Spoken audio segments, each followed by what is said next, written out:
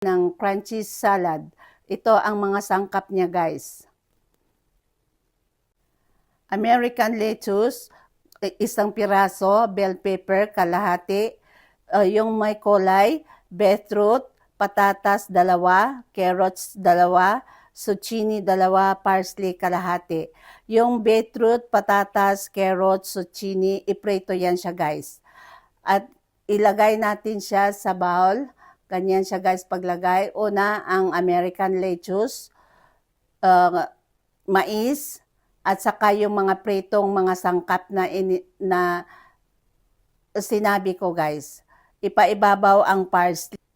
Yung sauce niya, guys, isang tasang French dressing, 2 kutsarang tahina, lemon, kalahating lemon, 2 kutsarang mustard,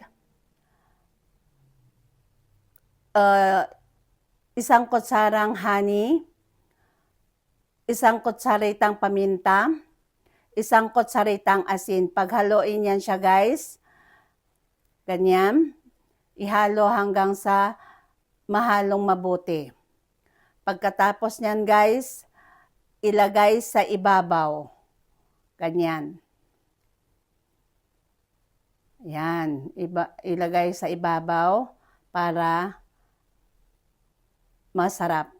Yan na siya, guys, ang crunchy salad. Thank you for watching. Follow and share.